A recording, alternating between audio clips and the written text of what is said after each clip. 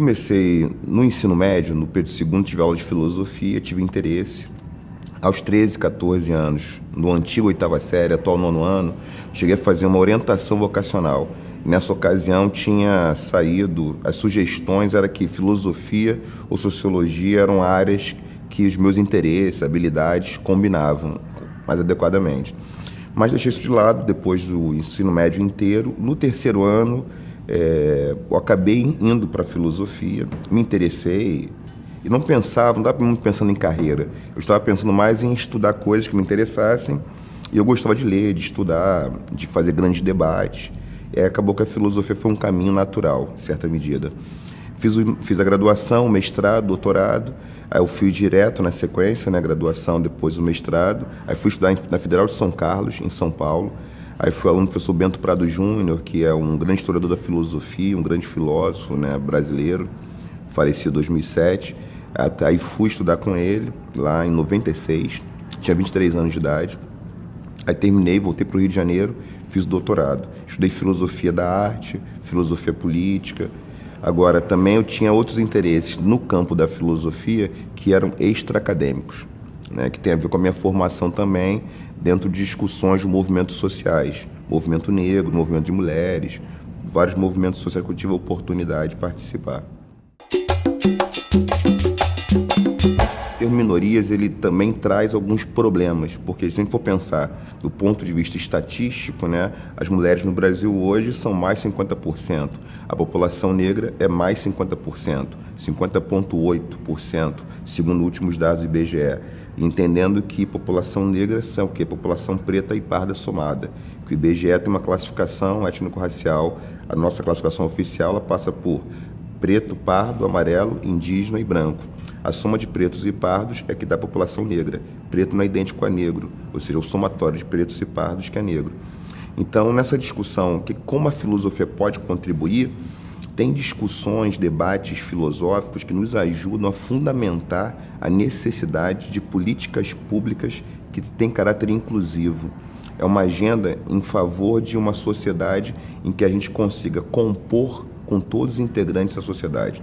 Então, tem discussões filosóficas de vários autores e autoras que têm justificado a necessidade de políticas afirmativas, que é a ideia de equidade, ou seja, a ideia de que tem um conceito que ele compõe a ideia de igualdade, ele tem uma certa diferença, então tem autores diversos que vão falar disso, né? Que a gente pode trabalhar junto com esses autores e autoras. Então, uma forma de fazer isso filosoficamente é fundamentar a necessidade de que as políticas públicas são formas de corrigir desigualdades históricas também. E, de alguma forma, fazer o quê? Melhorar a situação que é a dificuldade de grupos que foram historicamente discriminados, que foram oficialmente discriminados na história do Brasil, na história do mundo, por exemplo. A filosofia é uma das únicas áreas de conhecimento que, se a gente for comparar com outras áreas, que tem um grande apego à sua raiz ocidental, talvez mais do que outras, o que se tornou um certo tabu na filosofia, que é falar uma produção filosófica mais antiga que a grega. A minha tese, que é uma tese, eu sou devedor de autores e autoras muito importantes, como Cheikh Anta Diop, né, George James, por exemplo, Molefe Achante, quem eu tive a oportunidade de conhecer na Filadélfia, quando estive lá, na Universidade de Temple, que é um grande figura, um grande intelectual, um grande pensador contemporâneo, que vão pegar pesquisas e vão mostrar uma anterioridade que é óbvia de textos egípcios. A grande discussão que é feita é, será que esses textos egípcios, que são mais antigos, até porque eles são realmente mais antigos que os gregos, ninguém tem dúvida sobre isso, se eles são filosóficos ou não. E aí a discussão conceitual, que ela não é muito feita, é que tem um termo que o Teófilo Obenga, um grande egiptólogo, filósofo congolês, que é Rekhete. Rekhete, R-E-K-H-E-T, é um termo em egípcio antigo que ele vai traduzir como aquele termo que Pitágoras vai levar para a Grécia como filosofia. Uma coisa importante de observar é que Pitágoras passou um bom tempo no Egito, assim como Platão estudando. Então a discussão seria a seguinte: como o racismo antinegro tem muitas dimensões, Não tem só a dimensão estética, que é a recusa da qualidade estética dos corpos negros, né? Mas tem inúmeras outras dimensões, como a dimensão epistemológica, a dimensão epistêmica, que seria a recusa de que os povos africanos, povos negros, são produtores de conhecimento válido. Uma das grandes questões do racismo antinegro é justamente invalidar os percursos intelectuais de povos que foram historicamente subalternizados nas relações de colonização. Então, a minha defesa inicial talvez seja muito simples, não só minha, mas de autores e autores que precisam circular mais no âmbito acadêmico, no grande público em geral. A grande questão é, a filosofia nasceu com a humanidade, nasceu com pessoas, com seres humanos. Só que os textos mais antigos que eu tenho conhecimento são africanos. Então, com isso eu não estou nem dizendo que foram os egípcios, africanos, que inventaram a filosofia. Eu estou dizendo que a filosofia foi produzida por pessoas e os textos mais antigos são africanos, porque em 2780, antes da Era Comum, 2780 anos antes da Era Comum, a gente já tem o quê? Textos africanos que estão falando de questões existenciais, questões como Ptah-hotep, que era um vizir no faraó, que tem uns textos super interessantes que ele fala de uma tarefa, de um exercício que nunca se chega à perfeição, que é um exercício de lapidação da palavra em busca da verdade, ou seja, filosofia, né? Então, a minha discussão é...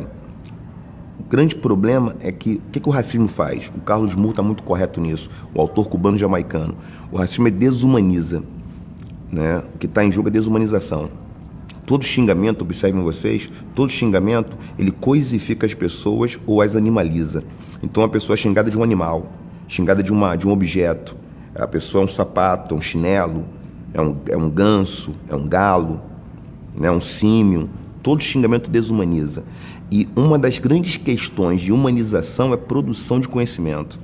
Ou seja, tem alguma coisa que os humanos fazem com muita sofisticação, que é produzir conhecimento. E a filosofia é um conhecimento que tem um grau de abstração, entre aspas, aqui, que só poderia ser feito por pessoas extremamente capazes. E aí colocar isso na conta da cultura ocidental foi uma forma de também manter a colonialidade, manter as relações de poder entre alguns povos e outros. Então a minha questão grande a grande questão, que não é só minha, mas de toda a humanidade, é que nós precisamos, de alguma forma, combater a injustiça cognitiva. A injustiça cognitiva é a falta de reconhecimento de que muitos povos, que todos os povos, produzem conhecimento. O que eu acredito que é importante com os interlocutores que têm feito críticas, e críticas que eu sempre vou acolher para poder problematizá-las, que podem me ajudar a repensar o que eu tenho feito como pesquisa, junto com as minhas estudantes, com os meus estudantes, alunos e alunas, e colegas acadêmicos também, é a leitura daquele texto. Então, uma dificuldade que eu tenho muitas vezes é que os meus interlocutores que fazem alguma crítica, que eu tenho visto por aí, é que uma grande parte eu tenho percebido que não tem, às vezes, a leitura do Ptah-hotep, de Imhotep, Sheikh Anta Diop, de Molefe Achante, que não leram esses textos. Então, um dos problemas muitas vezes, é criticar em cima de pouca leitura sobre esse material. Então, o meu grande convite é que os meus colegas, né, na área de filosofia, que têm feito essas afirmações, que possam se debruçar sobre os textos que eu tenho comentado. Até para também aí começar, até para dizer, será que é filosófico ou não? Tem um texto de um português, José Nunes Carreira, chamado A Filosofia Antes dos Gregos. É um texto muito interessante, em que ele vai ali situando, né, material, só que é um texto que circula pouco, né? Então, talvez também exista, no meu entendimento, escolhas políticas na hora de um texto circular. Tem escolhas editoriais também. O que está em jogo no racismo é isso, né? É disputa de território, para o Carlos Moore, ele vai dizer. É uma certa questão de visibilidade, uma certa questão de carrear recurso. Ele coloca essa discussão, o Carlos Moore, num livro muito bonito chamado Racismo e Sociedade, em que ele vai discutir os critérios de seleção, que os critérios de seleção não são critérios só objetivos, são critérios que levam em conta outros elementos. os elementos étnico-raciais vão estar em jogo. Em 2003, né, o governo federal assinou uma lei, a Lei 10.639. Essa lei ela alterou o artigo 26A da LDB. O que é a LDB? A Lei de Diretrizes e Bases de Educação Nacional. Com essa lei, se tornou obrigatório conteúdos de história e cultura afro-brasileira e africana. E outros documentos foram sendo acrescidos ao longo do tempo. Então, até 2004, veio uma orientação curricular para o ensino de história e cultura afro-brasileira e africana.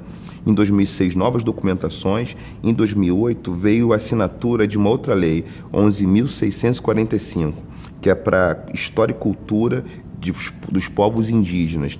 Então, a partir de 2008, o artigo 26A, ele traz uma novidade, que é todas as disciplinas têm que, de modo estrutural, incluir elementos de história e cultura afro-brasileira, africana e dos povos indígenas. E não é uma questão turista, tem que ser na estrutura. Ou seja, é recontar a história da matemática, a história da filosofia, no campo das ciências sociais em geral, no campo da língua portuguesa. Todas as disciplinas têm que se articular com os elementos africanos, afro-brasileiros e indígenas. O que significa isso? Quando alguém vai falar de história da África, não começa-se com a história da África com a escravização. A escravização dos elementos das relações entre elites europeias e elites africanas, uma relação assimétrica. Quando a gente fala em chegada dos portugueses ao Brasil, não se começa em 22 de abril, até porque os textos, as narrativas dos tupinambás dizia que isso aqui se chamava Pindorama, Terra das Palmeiras. Então, a Terra das Palmeiras, numa das luas de Tupã, chegou uma canoa grande, onde homens que tinham barba e a pele muito clara tinham uma flecha que cuspia fogo. Essa é uma narrativa dos tupinambás. Então, é fundamental que, numa aula de história, a gente não comece falando que 22 de abril, os livros didáticos hoje mais atualizados apresentam isso. Tem que falar que tem uma versão que é do Pindorama, que é uma versão muito importante, porque não se chamava Brasil esse território. A própria questão da escravização é compreender como é que esses povos africanos, mais de 900 povos diferentes que habitavam o continente, como é que eram essas relações, o que estava acontecendo e como foi o processo de escravização. A própria expressão escravo é uma expressão que traz complicadores. A linguagem é sempre muito importante. Então, o termo escravizado, ele é muito mais adequado para apresentar o fenômeno do que foram as relações de colonização e as relações de exploração e de sequestro de seres humanos. Sequestro e trabalho compulsório, trabalho obrigatório, trabalho sem nenhum tipo de garantia e nenhum tipo de direitos humanos em jogo. Então, a escravização faz parte desse processo. Então, penso que é fundamental história e cultura afro-brasileira, africana e dos povos indígenas em todos os níveis e modalidades de educação básica e no ensino superior, em todos os cursos de licenciatura. Isso é uma obrigatoriedade, está na legislação brasileira, para que a gente possa repassar a história do Brasil. Porque quando a gente não entende os fenômenos, as relações se tornam mais difíceis. Então, como vai dizer alguns autores e autoras, né, a onda negra, o medo branco, que é uma coisa que o Brasil não fez, que foi passar limpo a escravização, que foi passar limpo o que se deu nesses fenômenos e que elementos psicológicos, psíquicos se relacionam com isso, como o nosso imaginário está marcado por isso. Porque as coisas também não se mudam por decreto, elas têm que ter um processo de modificação.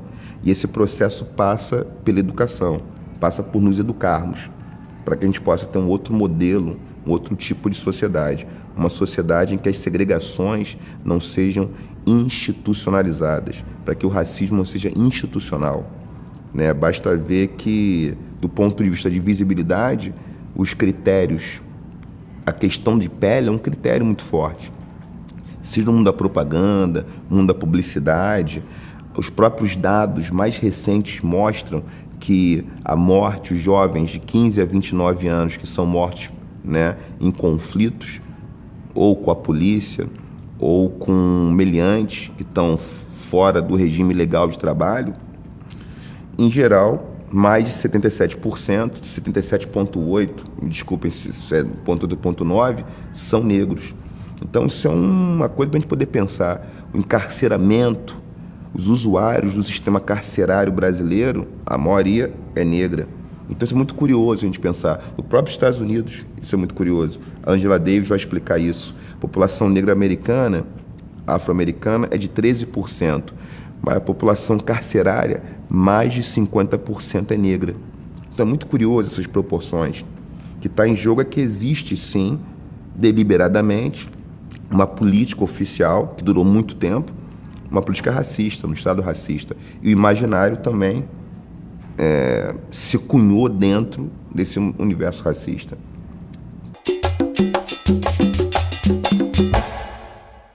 É uma discussão que ela não é fácil de falar em pouco tempo, né? Inicialmente, né? Porque tem muitas questões em jogo que compõem esse problema.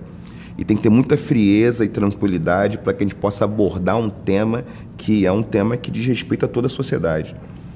De início, tem um grave problema que é uma relação do biopoder, né? Tem um filósofo, que é o Michel Foucault, que tem uma análise muito interessante, que ele fala sobre o Estado, que ele fala sobre o fazer viver e o deixar morrer, aumentar os riscos de morte de alguns grupos, né? O Foucault está falando sobre as políticas a partir do conceito de raça.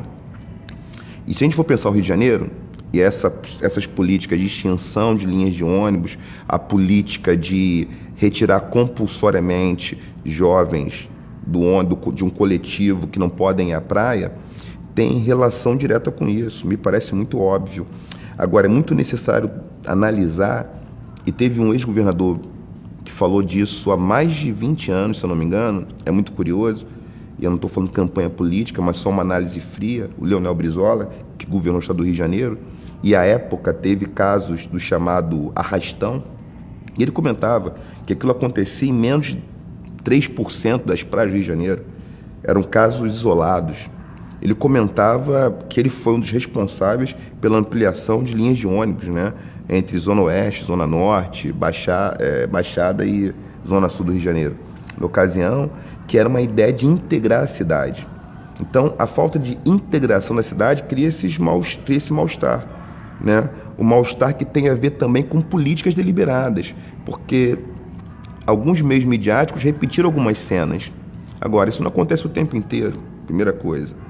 Isso é um fator, tem que ser analisado. Outro fator é que existe, sim, na sociedade brasileira, uma pigmentocracia, né? Ou seja, os leucodérmicos, né, os brancos, pele clara, têm muito mais oportunidade de acessar esse espaço, né? Os dados mostram isso, né? Teve um panfleto na polícia do estado de São Paulo, em Ribeirão Preto, que a representação do assaltante era negra e dos assaltados eram brancos e brancas. Ou seja, isso está, de alguma forma, no imaginário coletivo. E por conta disso é que as políticas do Estado, o papel do Estado deveria ser outro papel. O papel, na verdade, não de impedir o acesso livre de jovens de qualquer região do Rio de Janeiro para uma região como a praia. Mas tem um papel que o Estado tem dificuldade de assumir, nos parece, as primeiras análises mostram isso, que é de educar a geração mais jovem, os mais jovens, né? Que é de educar todos os setores da sociedade. Tem o Estatuto da Criança e Adolescente, o ECA, ele é extremamente interessante. Se nós, por exemplo, tivéssemos hoje políticas de efetiva implementação do ECA, muitos dos problemas de delinquência juvenil que discutimos seriam coisas do passado. Então, eu acredito que o papel do Estado, eu considero, é, na verdade, atender as pessoas nas suas necessidades, que são necessidades diferenciadas. Então, as políticas públicas para a saúde, educação, agora, isso requer investimento e requer uma agenda política. E isso não é fácil porque numa sociedade democrática existe disputa de agendas. Qual é a agenda? É aquela coisa, uma família, ou a gente viaja, uma família de classe média, decide ou vai viajar para a Disney com a família toda ou fazer uma mega festa de 15 anos para a filha que debutante. E aí, se o dinheiro é curto, tem que escolher uma coisa ou outra. Ou viaja, não sei, para a Jamaica ou vai para o Egito? O que é mais importante? E aí o que está em jogo é a avaliação de prioridade. Qual é a prioridade do Estado brasileiro? Qual é a prioridade do Estado fluminense? Quais são as prioridades? As prioridades devem ser atender a população como um todo, me parece isso. Então, em linhas gerais, é um tema que merece muitas reflexões. Não quero ser leviano em tratá-lo superficialmente, mas é uma questão de pele. É uma questão de pele, não é só uma questão de classe. Porque uma das confusões também no Brasil foi dizer que a discriminação é de caráter social. E que não é bem assim, obviamente que não. Todos os dados mostram que não, né? Porque o tratamento vai ser diferenciado. Tem um caso curioso, né? Um relato de um colega que trabalha comigo na universidade. Ele mora em Petrópolis e comentou que viu reparou os policiais num trabalho de rotina, que é de revistar pessoas na rua. Revistavam jovens, eram todos jovens negros. Só que ele percebeu que entre 5 e 10 metros tinham outros jovens, também adolescentes, brancos, andando de skate. E aí ele parou ali perto dos policiais, e isso é recente, aconteceu tem pouco tempo, pouquíssimo tempo. Aí ele perguntou ao policial: eu quero acompanhar o trabalho de vocês, mas por quê? Que eu quero ver se meu filho está aqui. Né? Ele é um colega, professor, é negro também. E aí, tá aqui o seu filho? O policial falou para ele. Ele falou: não está não, mas eu quero acompanhar o serviço de vocês. Eu gosto de acompanhar. Aí ficou acompanhando. Mas ele colocando isso, né, que tinha de um lado, a menos de 10 metros, outros jovens andando de skate, e ali tinham jovens sendo revistados. Obviamente que existe, sim, um tratamento diferenciado, né? Qualquer um vai ter relatos, não preciso dar um relato da minha experiência pessoal, mas qualquer um tem um relato, né? Qualquer mulher ou homem negro tem algum relato de um tipo de interdição. Porque o racismo tem a ver com isso, interdições, interdição a um espaço, interdição a alguma coisa. Então isso acontecerá. É um conceito que é deletério, é um conceito que não deveríamos usar. Eu participo de correntes de intelectuais, autores e autoras que abandonam esse conceito. Primeiramente, a gente fala em miscigenação, pressupõe duas substâncias diferentes que se misturam. Pressupõe que tem essências, naturezas diferentes que se misturam. Se a gente for pensar cientificamente, a humanidade tem um tronco único comum. Nós somos uma única espécie. Então, como misturar coisas que são iguais? Então, miscigenação, que fala em mistura, como eu misturo coisas que são iguais? Não faz muito sentido. Tecnicamente, miscigenado seria o quê? Um centauro, porque é um cavalo com um ser humano. Isso é um miscigenado, né? Ou um elefante que tem perna de zebra, orelha de elefante, perna de... Isso seria miscigenação. E por que miscigenação é um termo ruim? Para a gente entender os fenômenos étnico-raciais. Porque ele é um termo ruim que não amplia o debate e não dá conta do próprio fenômeno. Exemplos recentes. O jogador Daniel Alves. Ele na Europa, ele diz que há 12 anos ele falou isso, depois que foi chamado de macaco inúmeras vezes, jogaram banana no campo para ele, que ele foi xingado pelas torcidas, às vezes a própria torcida rival.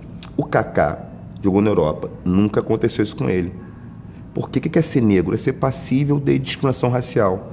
Numa sociedade racializada, né, onde a discriminação racial é direcionada contra não brancos, né, população negra, o que está em jogo é o fenótipo. Os seres humanos têm fenótipos diferentes. O fenótipo do Daniel Alves não é um fenótipo branco. Então, na Europa, ele foi o tempo inteiro, o quê? Discriminado. E o Kaká não foi.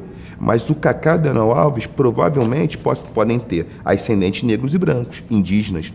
Então, não é uma questão de ascendência, não é uma questão de essência ou natureza. Isso é uma confusão tremenda. Então, o termo miscigenação, ele faz um certo desserviço, porque ele não ajuda a entender o problema. Ele vai escamotear algumas coisas, né? E é uma coisa que leva à ideia do antirracismo, que é racista, que é um conceito que é um pouco complexo, mas parece que nós somos todos iguais. E pronto, isso não importa. Mas não é sempre bem assim. Tem necessidades diferenciadas. Por exemplo, as políticas públicas em torno das mulheres entendem que numa sociedade machista, que é sexista, as mulheres têm que ter uma política compensatória. Então, um exemplo disso é, no plano previdenciário, as mulheres se aposentam com 5 anos menos que os homens, porque, historicamente, os debates têm percebido, e as pesquisas mostram, que, do ponto de vista da criação, do cuidado com os filhos, com a família, filhos e filhas, as mulheres protagonizam mais que os homens. As mulheres tinham e têm ainda mais dificuldade de entrar no mercado de trabalho em certas carreiras e posições. Por conta disso, sair um pouco mais cedo é um sinal de justiça. Então, justiça não é da mesma coisa para todo mundo. É uma outra justiça, é equidade. Não é essa ideia de igualdade rasa.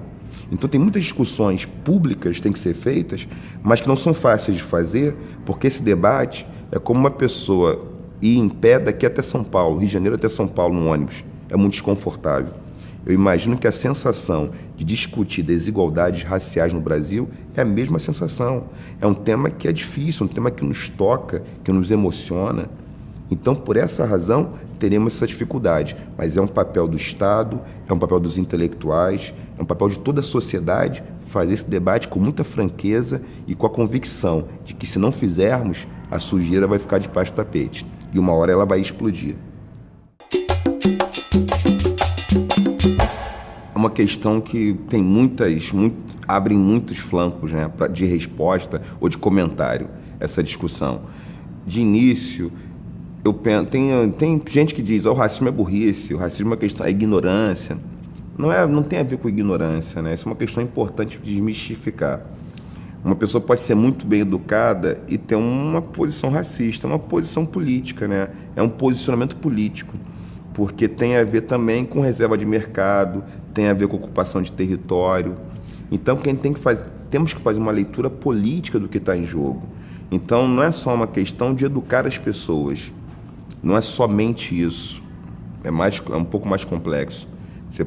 Um dos prêmios Nobel de Ciências fez uma afirmação extremamente racista, um europeu branco, há tempos atrás. Então, ele é um PhD, né, tem uma formação numa área, para ganhar um prêmio Nobel de Ciências, não é um investigador, um pesquisador de baixo calibre, vamos dizer assim, entre aspas, alguém que tem muita disposição, tem um cabedal de pesquisador, e fez uma afirmação racista. Não tem a ver com instrução, não tem a ver só com conhecimento. Eu entendo que é uma formação política. É uma formação política que tem a ver com um tipo de agenda. Que agenda a gente quer? Então, eu acredito que essa luta ela é importante, é fundamental. Agora, a gente não convence só as pessoas com decreto. Não convence só as pessoas sem fazer uma exegese, sem fazer um divã. Tem que fazer uma psicanálise da sociedade brasileira, né, das próprias sociedades mundiais como um todo. Porque, historicamente, a colonialidade está presente no mundo, que são certos resquícios da colonização.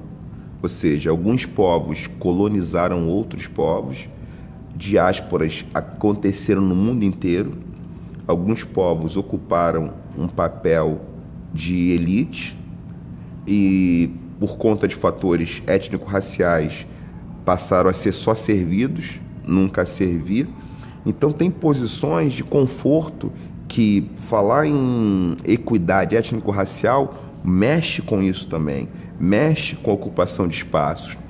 Uma das discussões mais recentes no Brasil é que a universidade ela ampliou o número de vagas, coisa que ela não tinha, né? Então, não estou nem falando de questões sobre um ou outro governo, mas teve setores da sociedade que ficaram reclamando realmente quando teve ampliação de vagas no nível superior nos últimos anos. Teve setores da sociedade que reclamaram, a gente viu isso, parecia até galhofa, que mais pobres, pessoas da classe C, pegavam um avião, porque achavam que aquilo virou uma rodoviária. Então, tem questões que são de modificar as zonas de conforto também de certos grupos, certos setores. Então, eu acredito que a questão do racismo é uma questão de agenda política. Agora, é uma agenda política importantíssima para transformar a sociedade e para que as pessoas possam viver sem medo. Tanto aquelas que sofrem racismo, né, como eu, por exemplo, a maioria do povo brasileiro, que a população é negra, como aqueles que o racismo dá um certo privilégio. Porque o racismo dá privilégio à branquidade. Ou seja, ser branco é desfrutar do privilégio do racismo, porque você sai na frente nos jogos de força, nos jogos de competição. Então, do mesmo modo, eu sou do sexo masculino, sou casado com uma mulher, tenho 2 filhas. Numa sociedade machista, sexista, os serviços domésticos são introjetados como natural ao feminino. O feminino lava a louça, os corpos femininos, né? As performances femininas fazem isso, em geral. Então, se eu não cortar na carne e problematizar o lugar da masculinidade, eu vou sentar e vou ser servido pelas mulheres. Então, as sogras, a sogra, a avó, a tia, as mulheres vão para a cozinha e os homens vão ficar na sala tomando um drink.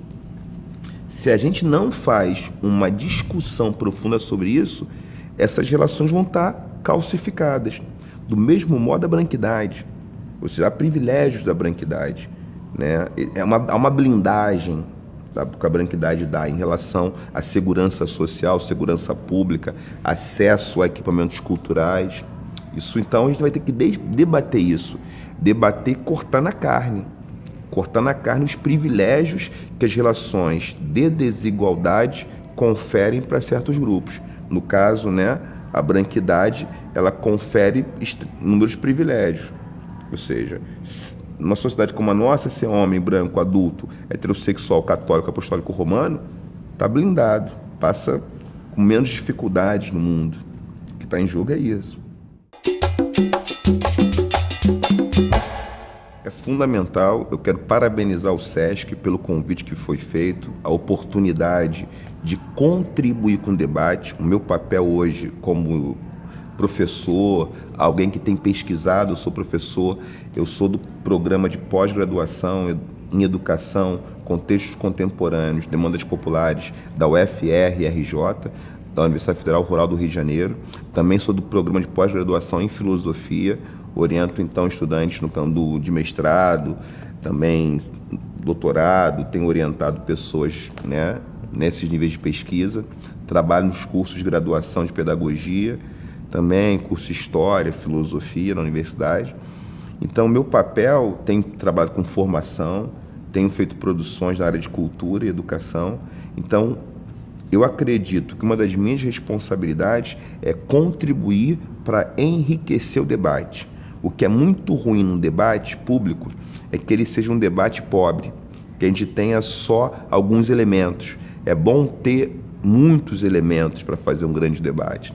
Então, o que eu quero trazer aqui, e eu acho que o SESC, o IMO, é uma oportunidade, é que a gente consiga trazer outros conceitos, outras categorias analíticas para o debate. Então, quando eu falo que miscigenação é um conceito ruim, é para entender por que essa categoria analítica não serve, não dá conta. Quando a gente vai tentar pensar, tem que ter uma agenda política em que o racismo seja fundamentalmente debatido na sua profundidade. É para a gente tentar ampliar, enriquecer o debate. E aí que está em jogo é que modelo de sociedade nós queremos. E aí tem uma ideia africana, uma ideia banto, que o Mandela, Nelson Mandela, né, que presidiu a África do Sul, ficou 27 anos preso, trabalhou muito com ela, o Ubuntu, que é isso. O que está em jogo não é só o perdoar, mas é reparar. É fundamental que a gente repare aquilo que foi mal feito. Reparar para que as conciliações sejam reais. Então, o meu entendimento é que a sociedade tem que estar conciliada, que as pessoas podem e devem viver juntas, que as pessoas podem e devem ser respeitadas, que as pessoas podem e devem andar sem medo.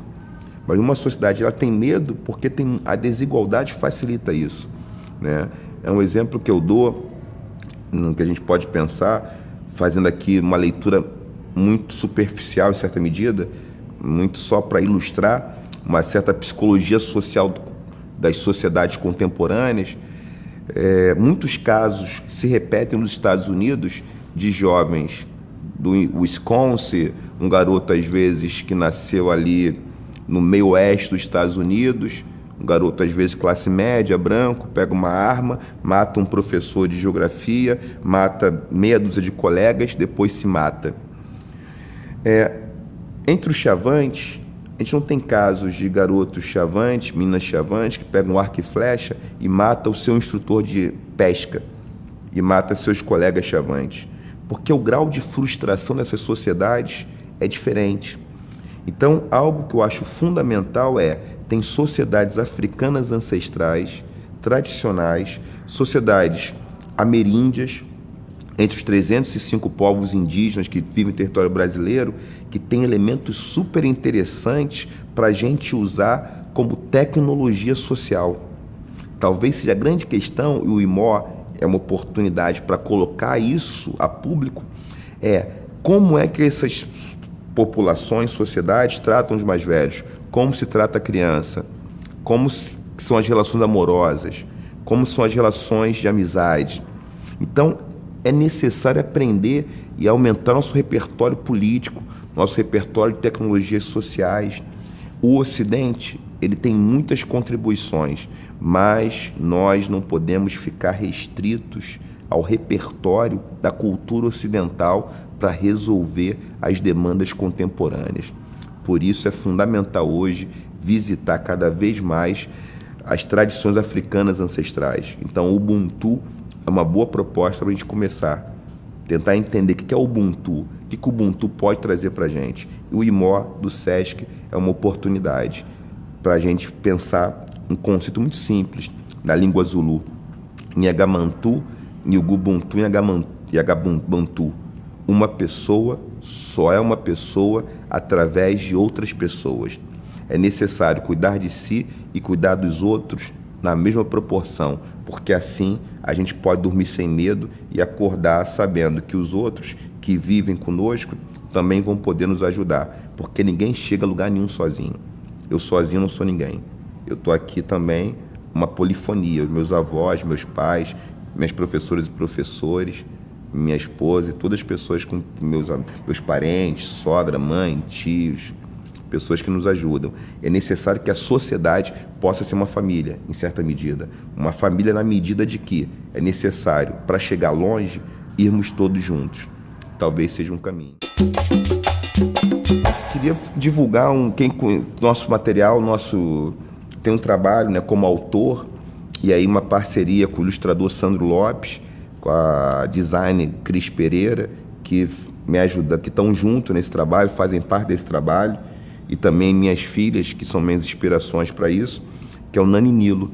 Então, Nana e Nilo tem o Aprendendo a Dividir, que jogo é esse, e Nana e Nilo na Cidade Verde, que é um livro de 2016, livro agora de 2016, recente, em que aparece personagens como a Nana e o Nilo que viajam para conhecer outras culturas que não conhecem, outras sociedades, viajam no passado, no futuro, numa árvore mágica, que é a Mulemba, para conhecer brincadeiras e outras sociedades, outras culturas.